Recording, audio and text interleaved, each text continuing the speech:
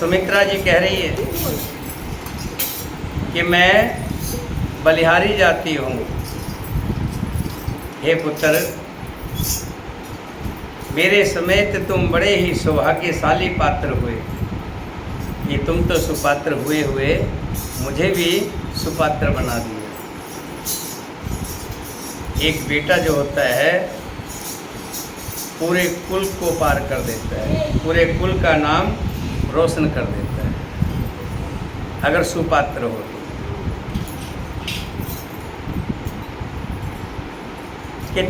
कह रही है सुमित्रा कि तुमने चित्त से छल छोड़कर श्री राम जी के चरणों में स्थान प्राप्त किया है। संसार में वही युवती स्त्री पुत्रवती है जिसका पुत्र श्री रघुनाथ जी का भगत है।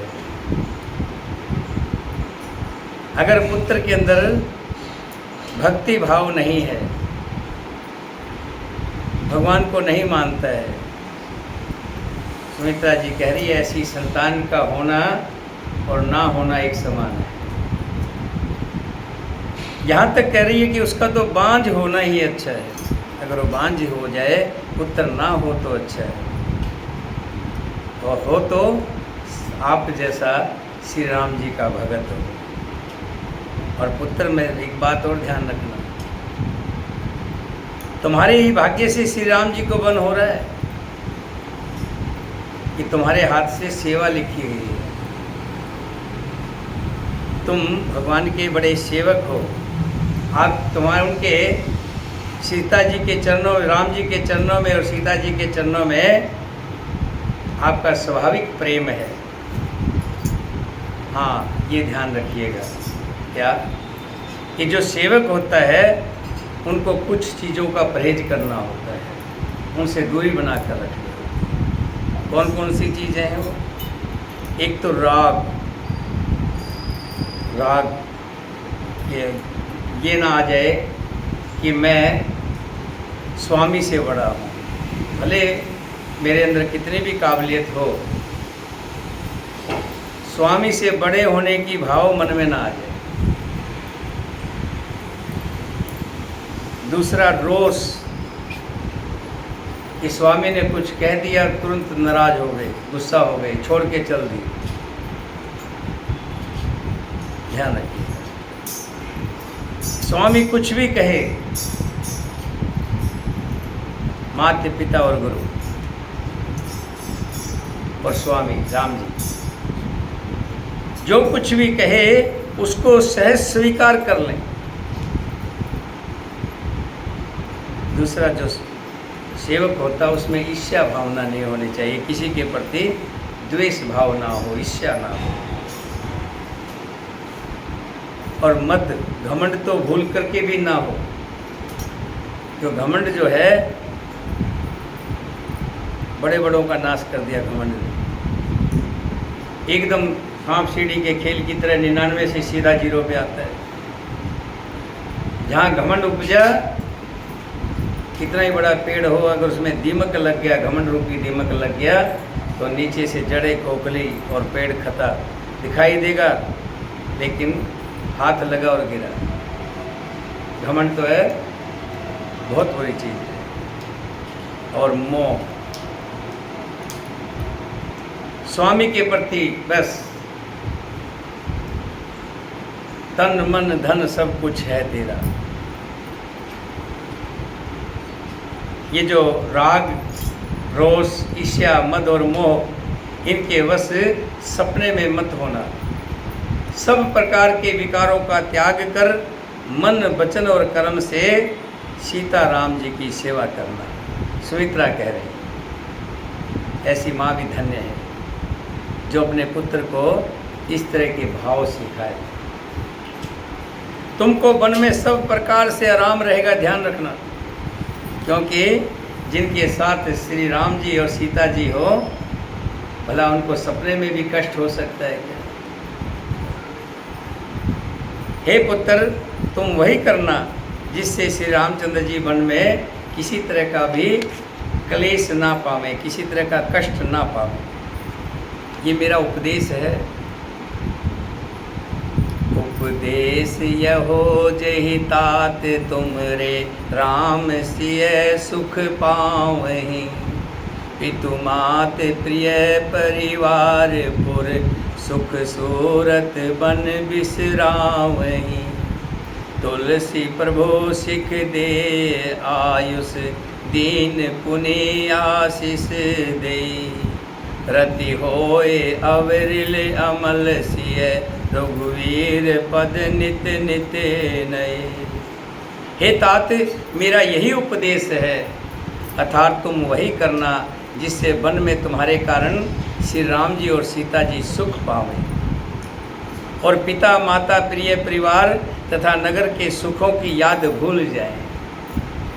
तुलसीदास जी कहते हैं कि सुमित्रा जी ने इस प्रकार हमारे प्रभु श्री लक्ष्मण जी को शिक्षा देकर वन जाने की आज्ञा दी और फिर यह आशीर्वाद दिया कि श्री सीता राम जी और श्री रघुवीर जी के चरण कमलों में तुम्हारा निर्मल निष्काम और अन्य प्रेम भक्ति नित्य नित्य नया हो। मात चरण सिर नाय चले, तुरंत संकित हृदय। बागपुर विषम तोराई, मनो भाग मृग भाग बस। माता के चरणों में सिर निवाकर हृदय में डरते हुए लक्ष्मण जी डरते हुए आए थे। देखा ना, कभी ऐसा ना हो कि माँ का आदेश ना मिले, माँ की इजाज़त ना मिले, माँ रोक ना ले, डरते हुए आए थे। और जैसे ही माता जी ने इजाज़त दी तो डरते हुए ही कि अब कोई और विघ्न ना आ जाए, लक्ष्मण जी तुरंत इस तरह चल दिए जैसे सौभाग्यवश कोई हिरण कठिन फंदे को तोड़ाकर भाग निकलता। गए लखन जय जानकी नाथो, भे मन मुदित पाए प्रिय साथो। बंद राम सिय चरण सुहाए, चले संग नृप मंदिर आए। लक्ष्मण जी वहाँ गए जहाँ श्री जानकी नाथ जी थे और प्रिय का साथ पाकर बड़े प्रसन्न हुए। श्री राम जी और सीता जी के सुंदर चरणों की वंदना करके लक्ष्मण जी उनके साथ पीछे पीछे चले और कहाँ पहुँचे? राजभवन में पहुँच गए। नगर के स्त्री पुरुष आपस में कह रहे हैं कि विधाता ने खूब बनाकर बात बिगाड़ी। उनके शरीर दुबले, मन दुखी और मुख उदास हो रहे हैं। वे ऐसे व्याकुल हैं जैसे शहद छिन जाने पर शहद की मक्खियाँ व्याकुल हो जाती हैं। सब हाथ मल रहे हैं और सिर धुनकर पिटकर पछता रहे हैं, मानो बिना पंख के पक्षी व्याकुल हो रहे हों। राजद्वार पर बड़ी भीड़ हो रही है। अपार विषाद का वर्णन नहीं किया जा सकता। दुख ही दुख मानो श्री रूप धारण करके आए हुए हो। श्री रामचंद्र जी पधारे हैं, ये प्रिय वचन कहकर मंत्री जी ने राजा को उठाकर बैठाया कि श्री राम जी आए हैं। सीता जी सहित दोनों पुत्रों को वन के लिए तैयार देखकर राजा बहुत व्याकुल हुए। अभी तक तो श्री राम जी दिखाई दे रहे थे कि वन जा रहे हैं, लेकिन देखा कि लक्ष्मण और सीता जी भी साथ में जा रही हैं। जो दुख था और भी बढ़ गया है। सिय सहित सुत सुभग दो, देख देख अकुला। बारह बार स्नेह वसे, राउलिए उरलाए सियावर।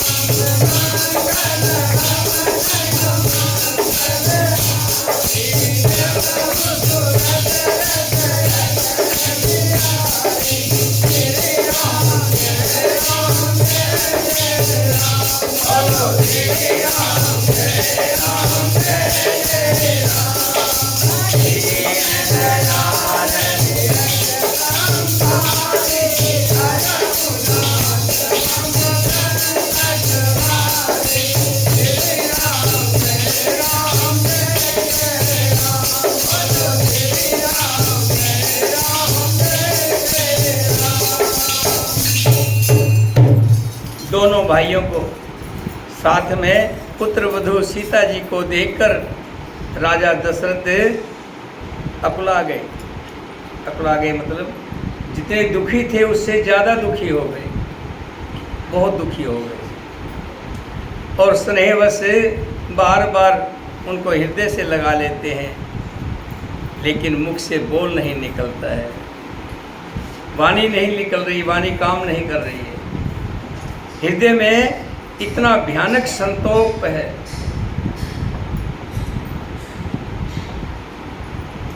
मुख से बोलना चाहते हैं, आवाज़ नहीं निकल रही, रुध गई है आवाज़। जब श्री राम जी ने देखा पिताजी बहुत दुखी हो रहे हैं, बहुत पिताजी को कष्ट हो रहा है, तो श्री रामचंद्र जी ने अत्यंत प्रेम से चरणों में सिर नवाकर विदा मांगी है। हे पिताजी, मुझे आशीर्वाद और आज्ञा दीजिए, इस खुशी के मौके पर आप दुखी मत होइए। देखिए, बन जाने की भी खुशी है। ऐसे है मेरे दयालु राम जी। हे तात, प्रिय के प्रेमवश प्रसाद, कर्तव्य कर्म में त्रुटि, यानी कि जो कर्तव्य है मुझे आपने ही सिखाया है कि कर्तव्य से पीछे नहीं हटना है,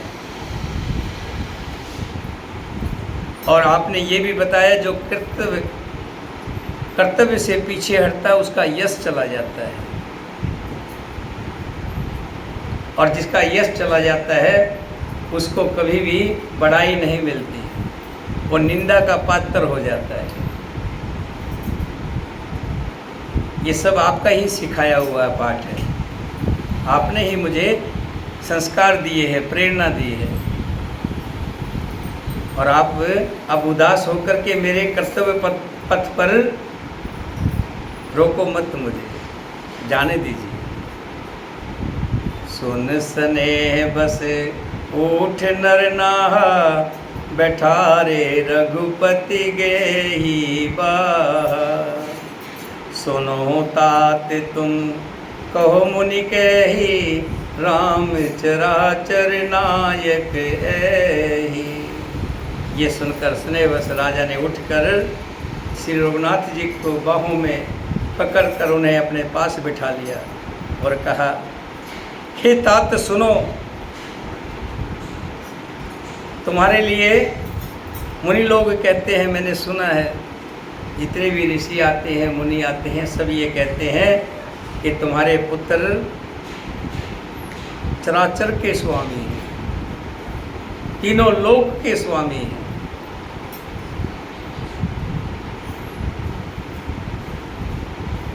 शुभ और अशुभ कर्मों के अनुसार ईश्वर हृदय से विचार कर फल देता है, जो कर्म करता है वही फल पाता है। वेद में ऐसी नीति कही गई है, लेकिन यहाँ कुछ विपरीत हो रहा है। कहते हैं जो कर्म करता है उसके फल उसको मिलते हैं, लेकिन यहाँ इसके विपरीत हो रहा है। विपरीत क्या हो रहा है कि अपराध मैंने किया है, कैकेयी को वरदान मैंने दिए हैं, अपराध का भागी मैं हूँ, लेकिन फल कोई और भोग रहा है। भगवान की लीला बड़ी विचित्र है, उसे जानने योग्य जगत में कौन है। राजा ने इस प्रकार श्री रामचंद्र जी को रखने के लिए बहुत सी बातें कही है कि किसी तरह राम रह जाए। छल छोड़कर बहुत से उपाय किए, पर जब उन्होंने धर्म धुरंधर धीर और बुद्धिमान श्री राम जी का रुख देख लिया कि वो रुकने वाले नहीं हैं, तब नृपसिय लाय और लीनी, अति हित बहुत भात सिख दीनी। कह बन के दुख दुसह सुनाए, सास ससुर पितु सुख समझाए। देखा राम रुकेगा नहीं, क्योंकि कहते हैं जो पुत्र होता है वो पिता के पद चिन्हों पर चलता है। सूर्य कुल में रघुकुल और रघुकुल में दशरथ और दशरथ के राम।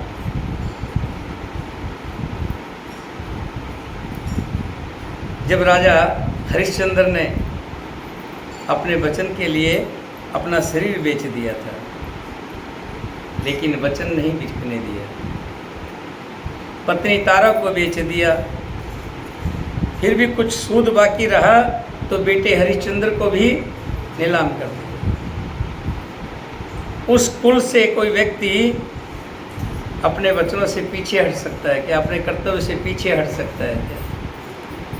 राजा दशरथ ने जान लिया कि राम नहीं रुकेंगे। तब राजा ने सीता जी को हृदय से लगा लिया और बड़े प्रेम से बहुत प्रकार की शिक्षा दी। बन के दुसह दुख कहकर सुनाए, फिर सास ससुर और पिता के पास रहने के सुखों को भी समझाया। परंतु सीता जी का मन श्री राम जी के चरणों में अनुरक्त था, इसलिए उन्हें घर अच्छा नहीं लगा और ना वन भयानक लगा। फिर और सब लोगों ने भी वन में विपत्तियों की अधिकता बता बता कर सीता को बहुत समझाया। श्री राम जी ने भी पहले बहुत कोशिश की थी, लेकिन सीता जी ने एक ही बात कह दी थी कि जहाँ मेरे प्रियतम नहीं हैं वहाँ के महल भी मुझे अंगारों की भांति लगते हैं, और जहाँ मेरे प्रीतम हैं वहाँ के जंगल और जंगल के दुख भी मुझे तुच्छ लगते हैं, छोटे लगते हैं। जो सचिव थे, मंत्री थे, उनकी जो नारियां थी, कुछ अयोध्या की बड़ी बुढ़िया थी, सचिव नार गुर नार सियानी सहित सने कह मृदवानी, तुम कहो तो ने दीन बनवासु करो जो कह ससुर गुर सासु। वो कहने लगी जो बड़ी बुजुर्ग थी कि देखो तुम्हें वनवास नहीं मिला है, कैकेयी ने वनवास राम जी के लिए मांगा है, तुम्हारे लिए नहीं मांगा। इसलिए जो ससुर और गुरु और सास से कहे तुम वही करो, वन में मत जाओ। शीतल सीख शीतल हित मधुर, मृद सुने सीता ने सुहान, शरद चंद चंदनी लगत जन चकैया कुलान सियावर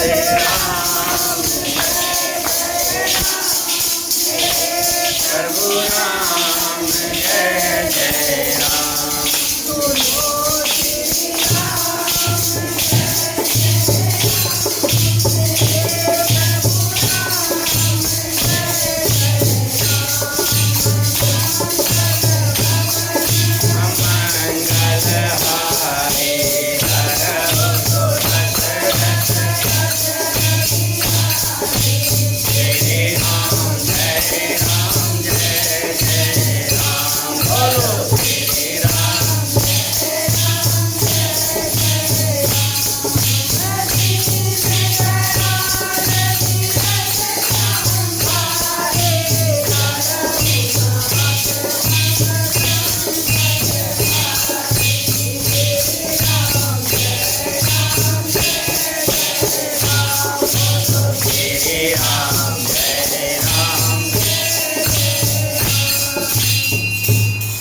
सीता जी संकोचवश कुछ नहीं कह रही है, कुछ बोल नहीं कह रही है, सभी बड़ी बूढ़ी समझा रही हैं, लेकिन सीता जी चुप खड़ी है। तभी कैकेयी ने राम की तरफ एक इशारा किया है, सुनने वाली बात है, दर्शन कीजिए, देखिए। श्री राम जी की तरफ एक इशारा किया है, मानो कह रही हो कि बेटा मुझसे तुमने वचन लिए थे, याद है ना? ये तो सब जानते हैं। दशरथ ने कैकेयी को वरदान दिया था, वचन दिए थे, लेकिन यहाँ कैकेयी मानो इशारा कर रही है राम को कि तुमने मुझसे वचन लिए थे, याद है ना? राम जी खड़े खड़े मानो कह रहे हैं, हाँ माता याद है। तो कैकेयी कह रही है, फिर देर क्यों लगा रहे हो? उन वचनों को पूरा होने दीजिए ना। अब कहेंगे कि वो वचन क्या थे। एक बार माता कैकेयी ऐसे बैठी हुई थी, श्री राम जी पीछे से आते हैं, आंखों पर हाथ रख लेते हैं। बताओ कौन? कैकेयी कहती है लक्ष्मण। हाथ छोड़ के कहती, माता हार गई, आप हार गई, हार गई। मजाक मजाक में माता कहती है, चलो हार गई तो मांगो, क्या मांगते हो? जो मांगोगे वही दूंगी। ऐसे नहीं, हमारे कुल में वचन लेने की आदत है। और वचन दिया, बस बचपन की बात है, छोटे थे कि राम जी तो पहले से तैयारी कर रहे थे ना, सब सिस्टम था उनका। वचन दिया, बोलो मांगो बेटा, क्या मांगोगे? तुम मेरे प्राण मांग लो, मैं तुम्हें प्राण भी दे दूँगा।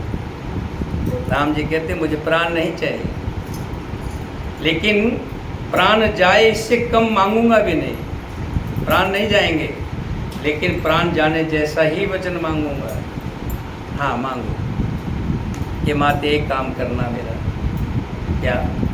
जब मेरा राज तिलक होने लगे तो पिताजी से कह करके मेरा राज तिलक रुकवा देना। उस समय मुझे वन की तरफ भिजवा देना। हैं? बिल्कुल माते, कि मैं जिस कार्य के लिए आया हूँ मैंने वो कार्य पूरा करना है। अगर मैंने वन में नहीं गया तो मेरे बहुत से कार्य बिगड़ जाएंगे, अधूरे रह जाएंगे। अब कैकेयी वही कह रही है। हाँ एक बात और बता दूँ आपको, मेरे प्रभु मेरे राम जी, जो जो कठिन काम होता है ना, कठिन काम, वो किसको देते हैं? जिससे ज़्यादा प्रिय होते हैं, जो ज़्यादा प्रिय होते हैं उन्हीं से करवाते हैं। कैकेयी बहुत प्रिय है राम को, और मालूम है कि जो प्रिय होगा वही काम करके देगा, दूसरा नहीं करके देगा। विश्वास नहीं होता दूसरे पर। देखिए नारद जी से क्या लिया। जब नारद जी ने श्राप दे दिया कि मेरी तरह तुम भी स्त्री दुख में मारे मारे फिरोगे, वानर सेना तुम्हारी मदद करेगी, और भगवान ने जैसे ही माया खींची रोने लगे, चरणों में गिर गए, प्रभु मैंने ये क्या अपराध कर दिया? श्री राम जी कह रहे हैं, भगवान कह रहे, हाँ तुमने नहीं किया नारद, मैंने करवाया है तुमसे। मुझे पता था तुम्हारे अलावा और कोई नहीं कर पाएगा।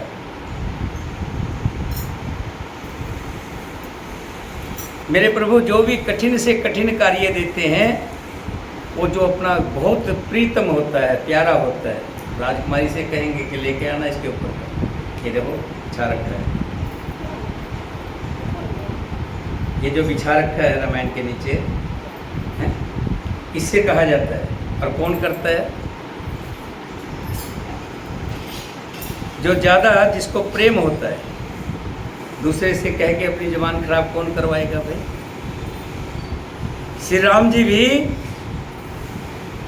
भगवान मेरे उसी से कहते जो ज़्यादा प्रीतम होता है, जिसको पता होता है मेरा अतिशय प्यारा है। यहाँ कैकेयी कह रही है, देखिए भूल मत जाइएगा, मेरे वचन झूठे हो जाएंगे। तुरंत लाती है क्या? मुनियों के वस्त्र, आभूषण, माला, मेखला आदि और कमंडल लाकर श्री रामचंद्र जी के आगे रख देती है। और कोमल वाणी से कहती है क्या, निरपय प्राण प्रिय तुम रघुवीरा, शील सने नहीं छोड़े भीरा। हे रघुवीर, राजा को तुम प्राणों के समान प्रिय हो, राजा शील स्नेह नहीं छोड़ेंगे, तुम्हें बन जाने की इजाजत नहीं देंगे। ध्यान रखना, मर जाएंगे लेकिन अपने मुख से ये नहीं कहेंगे अच्छा तुम जाओ। अस विचार सोई करो जो भावा, राम जन सिख सुन सुख पावा। देखिए श्री राम जी क्या कह रहे हैं, ऐसा विचार कर, यहाँ कौशल्या कैकेयी कह रही है ऐसा विचार कर जो तुम्हें अच्छा लगे वो करो, लेकिन दशरथ जी तुम्हें कभी भी इजाजत नहीं देंगे। शील स्नेह न छोड़े भीरा, नृपय प्राण प्रिय तुम रघुवीरा। आगे कहते हैं अस विचार सोई करो जो भावा, ऐसा सोचकर जो तुम्हें अच्छा लगे वो करो। राम जन्य सिख सुन सुख पावा। कैकेयी को जन्य कह रहे हैं।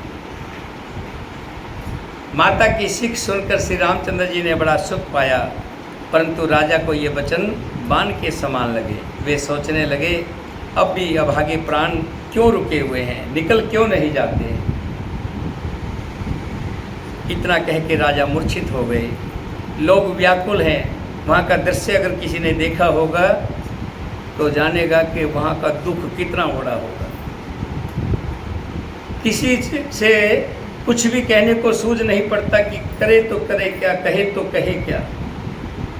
श्री रामचंद्र जी तुरंत देर नहीं लगाई, वस्त्र उठाए हैं, पहने हैं,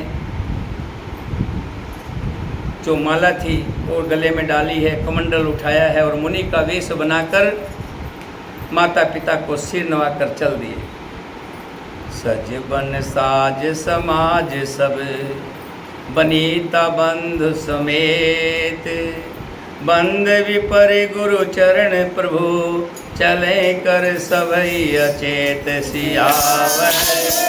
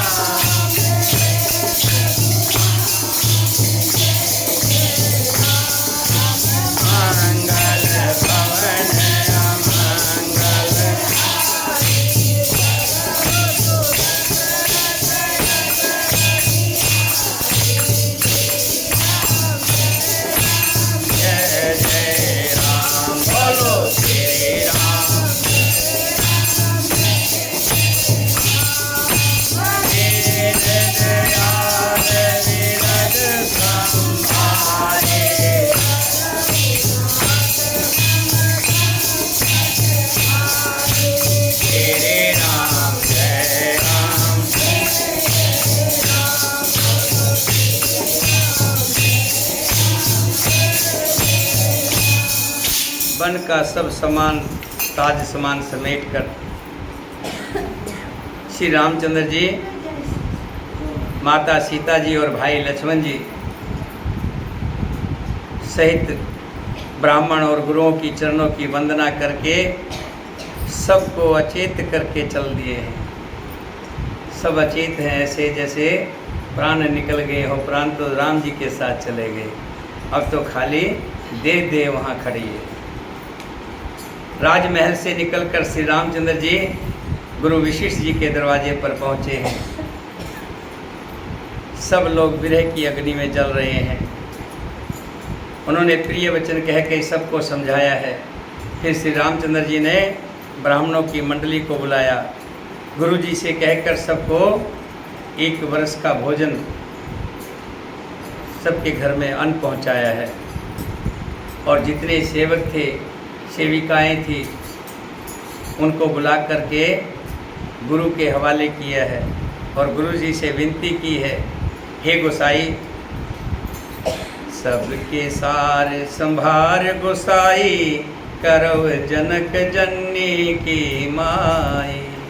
मेरे जितने भी सेवक सेवकाई हैं, दास दासियाँ हैं, मैं इनको तुम्हारे हवाले करके जा रहा हूँ। इन सब के माता पिता के समान सार संभाल करते रहिएगा। श्री रामचंद्र जी बार बार दोनों हाथ जोड़कर सबसे कोमल वाणी में कहते हैं। ये आप कहेंगे कि उनको हवाले में क्यों करके गए? आजकल तो क्या होता है कि एक फैक्ट्री बंद होती है तो उस फैक्ट्री में से छोड़ के दूसरी फैक्ट्री में लोग काम करने लग जाते हैं। एक शोरूम बंद हुआ तो दूसरे शोरूम में जाके काम करते हैं। लेकिन यहाँ ऐसी प्रथा नहीं थी। यहाँ अगर राम के सेवक हैं तो राम के सेवक के ही जीवन निकाल देना था, जीवन भर और कहीं जाना नहीं है, जीवन ही उनके लिए लेना है। केकई के जो सेवक सेविकाएं थी वो केकई की सेवा में ही अपना जीवन निकाल देंगी, जीवन भर के लिए आते हैं। जीवन भर तो क्या कहूँ, 3-3, 4-4 पीढ़ी, उनके बच्चे उनके बच्चे उनके बच्चे। ये तो कलयुग की मार है, कोई किसी का एहसान नहीं समझता। इसी से अपनापन भी कम होता जा रहा है। पहले में होता क्या था, ये हमारा ब्राह्मण है, जो कुछ काम करवाना उसी से पूछ के करवाना, और उसी ने जो भी करना तो पहले उसी का ही करना। अपनापन, मेरा, हमारा ब्राह्मण, हमारा कुम्हार है। अलग अलग कुम्हार थे, 20-25 परिवारों का एक कुम्हार होता है, उसी के यहाँ से बर्तन लाने हैं। वो भी पैसे नहीं मांगता था, जब फसल आ जाएगी तब दे देना, जब कभी पैसे आ जाएंगे तो दे देना। इसी तरह से अपनापन था हमारा, मेरा। कुम्हार, नाई, धोबी, जितने भी लोग थे सब एक दूसरे से अपनेपन से जुड़े हुए थे, राज दरबार से जुड़े हुए थे। ऐसे ही पीढ़ियां बीत जाती थी, 2-2, 3-3, 4-4 पीढ़ी, 5-5 पीढ़ी, 10-10 पीढ़ी। जो काम कर रहा होता था उसका लड़का, उसका बच्चा, लेकिन उस घर को छोड़ते नहीं थे। आज तो मालिक थोड़ी सी बातें कहते तो अगले दिन जयराम जी।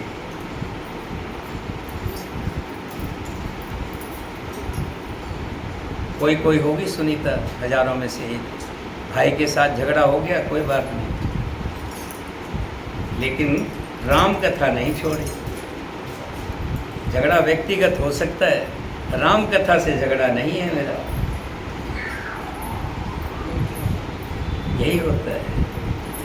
तभी राम जी कह रहे हैं गुरु जी से कि प्रभु, जितने भी सेवक सेवकाएं हैं इनका माता पिता के समान सार संभाल रखना। श्री रामचंद्र जी बार बार दोनों हाथ जोड़ करके सबसे कोमल वाणी में कहते हैं कि अगर आप मुझे अपना हितैषी समझते हो, मुझसे आपका प्रेम है, अपना जानते हो, तो मुझे वही अपना समझे जो मेरे पिताजी के, मेरे जाने के बाद पिताजी के सहयोग करेगा, जो मेरे पिताजी का सहयोग करेगा। और यहाँ तक लिखा है, सब प्रकार से हितकारी मित्र वही होगा जिसकी चेष्टा से महाराज सुखी रहे। महाराज को सुख पहुँचाना है, किसी तरह से भी महाराज को दुख ना हो। मात सकल मोर बिरह जे न होए दुख दीन, सोई उपाय तुम करो सब पुरजन परम प्रवीण।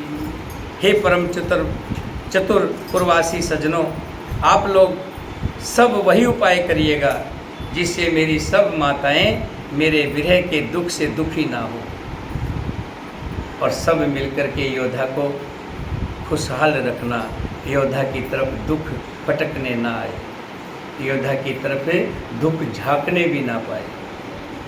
सबसे निवेदन करते हुए, सबको दुखी करते हुए, सबको दुख दे करके प्रभु जा रहे हैं। देखिए यहाँ से बोलिए सियापति रामचंद्र भगवान की जय, सीता माता की, भरत शत्रुघ्न की, वीर लक्ष्मण की, वीर हनुमान की, अपने अपने माता पिता की, अपने अपने गुरुदेव की, सभी सनातन धर्म प्रेमियों की और साचे दरबार की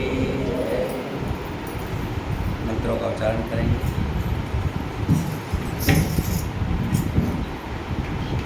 लो जी।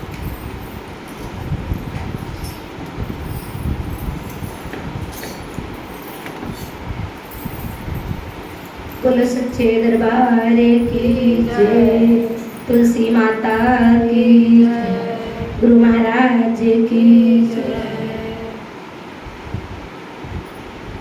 तुलसी माता राधा रानी मनमोहन मदन गोपाला बिचके वासा गोपी जन, हरे कृष्णा बलबलाए प्राण क्लेश नासाय। तुलसी माता राधा रानी मनमोहन मदन गोपाला बिचके वासा गोपी जन, हरे कृष्णा बलबलाए प्राण।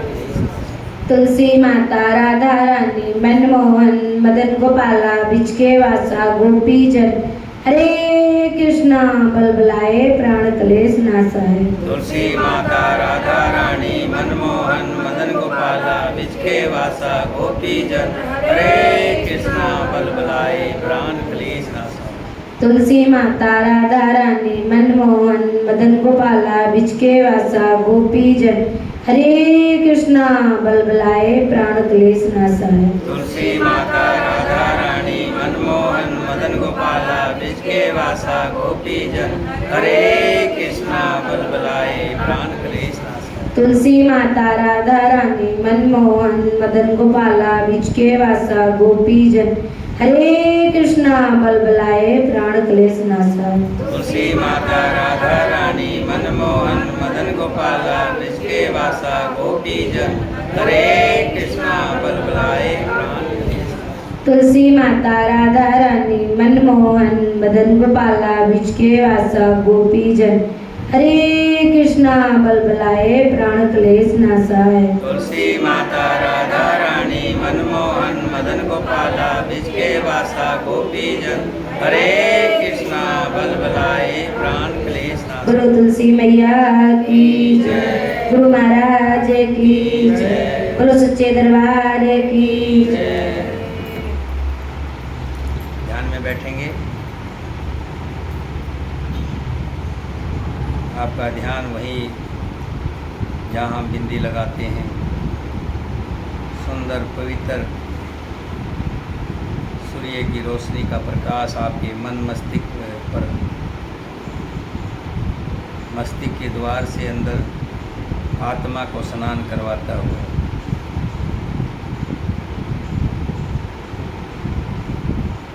हम स्नान करते हैं, खूब साबुन लगाते हैं, शैम्पू लगाते हैं शरीर को सुंदर बनाने के लिए। जो भजन करते हैं, कीर्तन करते हैं, ध्यान में बैठते हैं, ये भी एक स्नान है। ये स्नान है आत्मा का, जो हमारे अंदर बसती है। कहते हैं जिसकी आत्मा साफ है, सुंदर है, उसके द्वारा कभी सपन में भी पाप नहीं हो सकते। नित्य प्रतिदिन हम जैसे खुद स्नान करते हैं, शरीर का स्नान करवाते हैं, ऐसे ही जो हमारे अंदर आत्मा है, आत्मा का स्नान भी नित्य होना चाहिए। अगर हमारी आत्मा का स्नान नहीं होगा तो आत्मा अपवित्र हो जाएगी, और आत्मा अपवित्र होने से कोई भी शुभ कार्य नहीं हो पाएगा, मंगल नहीं होगा, मंगल होगा। बहुत से लोग भर्सन करते हैं, बहुत से गंदा खाते हैं, गंदा पीते हैं, अपने अंदर आत्मा राम को दूषित करते हैं। लेकिन भगत जन ध्यान में बैठकर प्रभु के नाम का सिमरण कर कर, कथा कीर्तन के द्वारा, मुख से भगवान के भजन के द्वारा और ध्यान में बैठ कर के अपनी आत्मा का स्नान कराते हैं, आत्मा को पवित्र करते हैं, सुंदर करते हैं। और विश्वास के साथ कहता हूँ, जिनकी आत्मा सुंदर है उनके द्वारा जितने भी कार्य होते हैं मंगलमय होते हैं, सबके भले के लिए होते हैं, सबका भला करते हैं।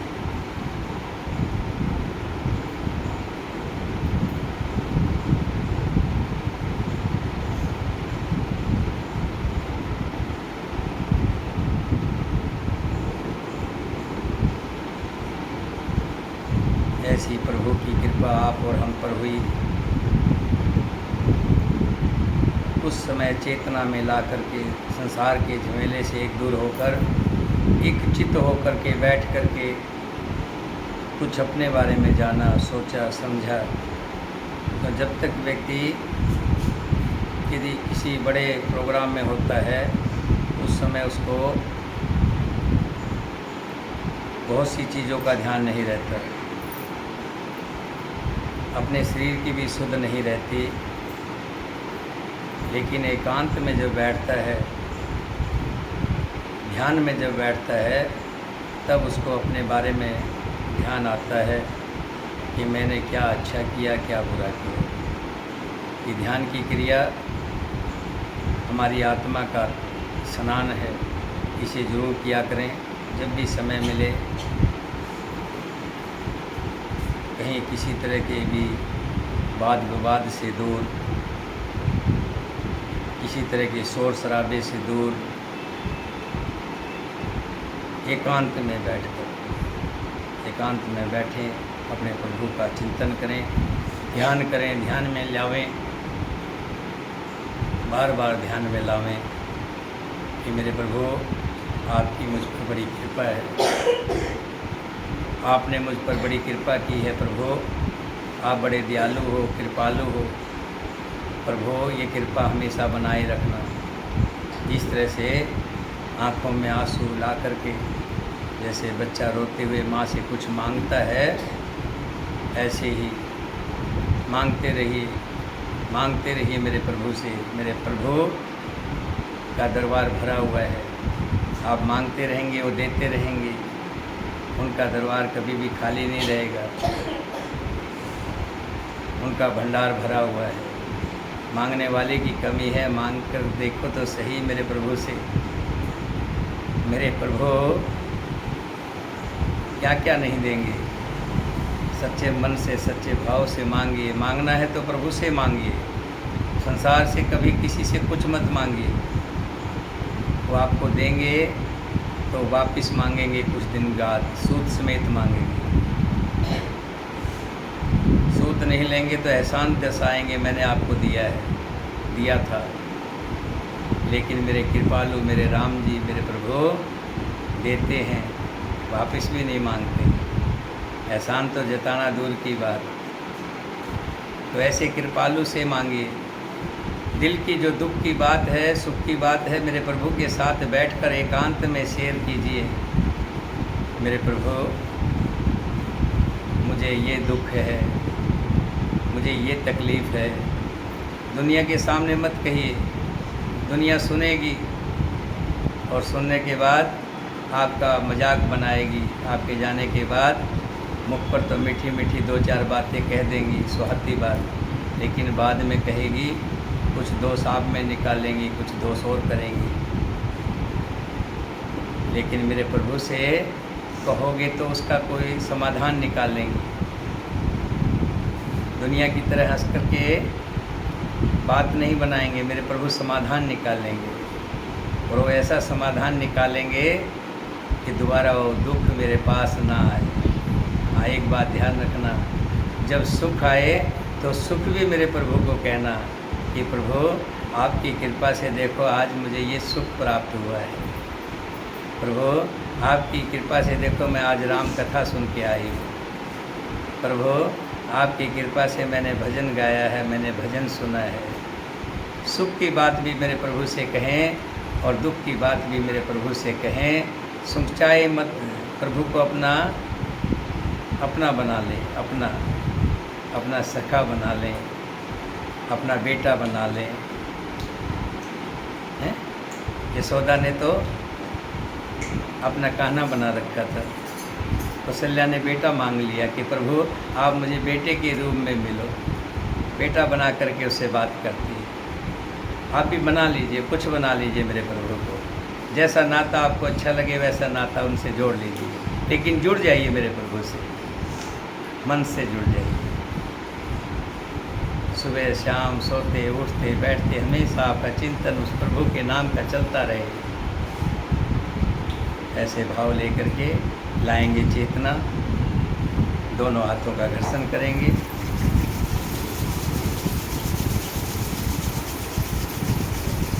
और इस घर्षण को अपने मुखमंडल पर मेरे प्रभु का धन्यवाद करें कि हे मेरे प्रभु, हे मेरे राम जी, किसी का बुरा मत करवाना, सबका भला करना, सबका भला करना, सबका भला करना। हे मेरे प्रभु, सबका भला करना। बोलिए, हे मेरे प्रभु, सबका भला करना, सबका भला करना, सबका भला करना। बोल साचे दरबार। चलिए आरती करेंगे।